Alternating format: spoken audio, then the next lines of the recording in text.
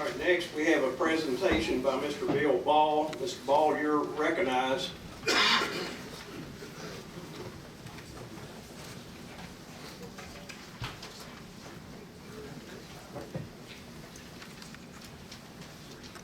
Bill, if you'd identify yourself and you have the floor. Well, I'd like to identify myself as what Scott Hamilton called me, the godfather of soul world. But I've been in the renewable energy business here in Arkansas. Can you not hear me? No. Mike's not on. All right. Yeah. Is that good? Okay. Today I'd like to talk a little bit about renewable energy policy. I first got involved at the PSC back in 1993, formed the Arkansas Renewable Energy Association, and really started trying to get some progressive policy going for Arkansas regarding renewable energy. Those of you that know me know maybe think I'm crazy, but I want to assure you I'm not. My wife had me tested, everything's okay. So this is a picture of our shop, and I think what we do today becomes history tomorrow. So maybe we should take a quick look at what we have been doing so we'll better understand how we got to be where we are and why we might want to look at something in the future. Right out of college, for me, it was the OPEC oil embargo. And that was really the first time that renewable energy began to get some serious consideration because it became a national security issue. Obviously, it was devastating to the economy, and we were standing in line. Bob Hope was doing commercials telling us how Texaco was injecting steam and detergent into wells to increase the production. Today, we've graduated to fracking, and it is really taking the pressure off of imported oil. We're becoming a major producer of fossil fuels. But that was kind of the impetus that spurred me to get involved in renewable energy. I thought that we should bring other things to the table. It was new. It was an industry in its infancy. It didn't always work. I was called in to troubleshoot this solar hot water system to try to figure out why it wasn't working. And if you can't see, that's a tree that is totally covering the solar array. That was a government job, by the way.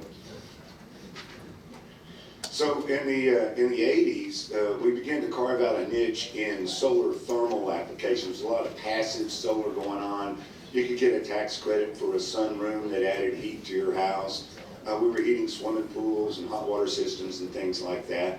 There wasn't enough to make a living, so most of the companies that were involved in solar energy they were heating and air conditioning companies, they were plumbing companies, things like that.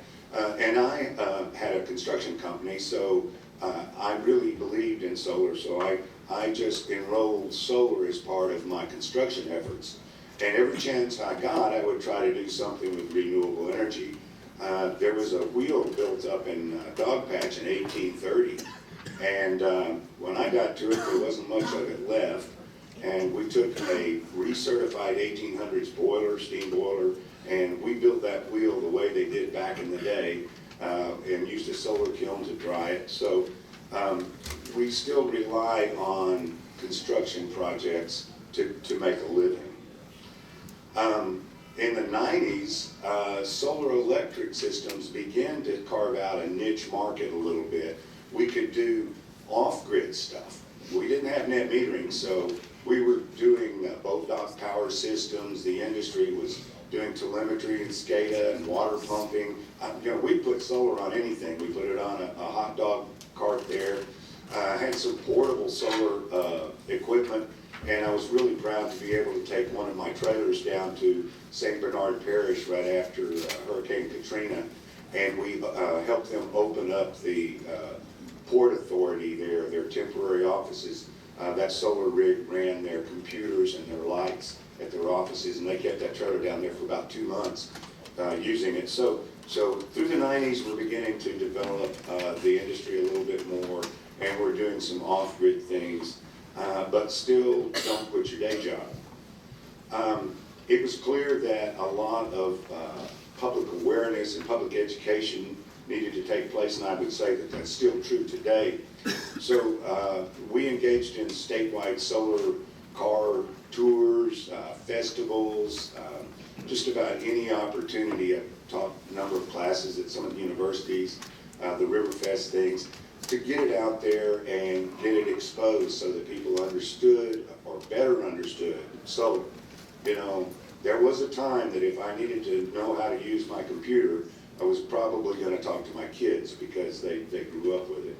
Solar is a little bit like that. It's been around for a long time, but it's just now really coming on, and it still needs more public education. Hand in hand with that, it needs policy. I recall first standing before the commission in a docket in 1993-94 and holding up some solar shingles and advising the commission and all the parties there that we were going to be making our own electricity, that this was coming. It was an emerging market. Still quite expensive, but it was something that we needed to be thinking about. In 2001, we finally did think about it a little bit, and I don't see any in the room, but there are still some legislators that took a break and haven't been term limited, but they were back here in 2001 when we got the Arkansas Renewable Energy Development Act passed, and that gave us net metering. It led to some high-profile jobs. My company was fortunate to do the first net metering system in Arkansas, the first one on the Entergy system. We did the first one over in Memphis, and there weren't very many of us, so we would travel far and wide around the region because there were just a few people involved in solar. In an effort to take my avocation, my livelihood, and marry it to my passion, with a willingness to get my hands dirty, I took 20,000 pounds worth of high explosives and we put in a solar-powered subdivision. And it was a chance to demonstrate to other builders and to potential home buyers that we could change the way we did something a little bit and really achieve great success. Two of the homes my wife and I designed and built in there are among the most efficient ever rated by Energy Star.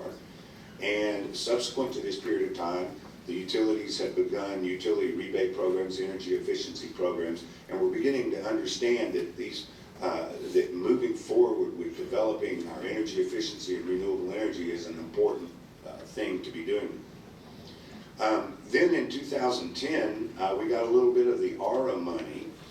From 2001 to 2010, we had only gotten about 50 net metering systems in the state. So net metering by itself really wasn't working. It had been amended a little bit along the way, but this rebate program for solar and wind and renewable energy really kind of gave us a little boost. Unfortunately, it didn't last long enough. It wasn't a long-term program, but it took us from 50 net metering systems up to 200. And again, don't quit your day job. And this map illustrates where we are as of about a year or so ago. The Southeast in general is lagging behind in solar. All of those states that you see framed in red have at least 10 watts of solar power per capita. So for every individual in that state, there's a solar panel that's about this big, about 10 watts, okay? And you can see that it's not just restricted to the sunny states. Something's going on up there in the Northeast. And then what's happening down in Louisiana? Louisiana in 2005 took our net metering law, and everywhere it said Arkansas, they put in Louisiana, and they have the same net metering law, so it can't be that. Well, no, they did some other policy to help them really begin to put in solar. Other states said, well, wait a minute, maybe we're going to push wind. We've got our plain states, we've got a lot of wind. So when you look at the total renewable energy development around the country, the Southeast is still lagging behind. Arkansas is right now producing about 0.002% of our electricity from solar power. So As a student of public policy and one wanting to promote the development of renewable energy, I have, through the last 22 years, evaluated a lot of different policies. RPS policies, renewable portfolio standard, it's a mandate. 38 states that says we're going to require the utilities to buy, produce, or secure a certain % of their electricity from renewable energy. And some of those mandates have been quite successful, some have not been. But it relies on ratepayer dollars or government general funds from the state or other types of things. There were grant programs, all kinds of things. You see net metering down there on there. What we have done is we have net metering, which, as we can tell from the amount of energy we're making from net metering systems, still hasn't gotten us up to speed with what the other states are doing. We have limited PACE. PACE is a financing program that's tied to property tax, and it's available for commercial applications. And it's only available in, I believe, 2 cities right now. Little Rock maybe is getting ready to come online. So it's been spotty, but it'll help because it'll make it more of a bankable deal. Then I discovered in the mid-2006-07 range, I discovered the idea of power purchase agreements for distributed renewable energy. And it's a policy that I really believe stands apart. And the reason I believe we need this, there were some legislators that are still here today that took a break, that were also here back in 1999, and we undertook utility deregulation. That was going to open the market to competition. Unfortunately, the bill was not as good as it could have been. The act passed, but it was repealed a couple of years later. And in some ways, we threw the baby out with the bathwater. We closed the door to open access and to allowing for competition. And so we're still left with the same model that we have now, which is you pretty much have to buy from your one source supplier with generally rising rates over time. These distributed generation contracts will open this up again for economic development and competition. So the effect of this policy, among others, are going to be several things here. Jobs, economic development, ratepayer dollar impacts, tax dollar impacts, power plant construction, efficiency of the grid, innovation, choice, protect utilities and ratepayers. So quickly, I'm going to take each one of these items and start with create jobs and economic development. This is from NREL. They have some software, and it's specific to your state. You can plug in the numbers and say, if we did this, what would the economic impacts be? Well, if we put in 50 megawatts, we have about 5 now megawatts in Arkansas, making our 0.002%. If we put in 50 megawatts worth of solar, that's $60 million worth of federal tax dollars that would stay here in Arkansas. Over $5 million worth of property tax that would be collected from the sales of equipment, 2,000 jobs. This is from the NREL model that you plug in the numbers. Keep ratepayer dollars in Arkansas. Whether it's Wyoming coal or Kansas wind, when we buy that energy resource, our ratepayer dollars are flowing out of Arkansas. If we have distributed generation contracts here, where we're generating electricity in Arkansas, and we're buying that electricity in Arkansas, our ratepayer dollars will stay in Arkansas. If the proposed 500 megawatt substation to bring wind power in were to go through, then those dollars would be flowing out of state. If instead it was 500 megawatts worth of in-state solar being produced, it's over $600 million worth of federal tax credits that would stay in the state. It's a tremendous consideration. There's something called generation capacity. Obviously, if you're putting more and more power, renewable energy online, you're pushing off the need to build that next power plant. So solar has generation capacity, wind has generation capacity, biomass has generation capacity. Solar that makes power during the day when it's needed the most will help us shave our peaks. So we're going to put off the need for that next power plant. And while we do it, the utilities, the system operators, they're gonna be able to interact with this for dispatchability, for increasing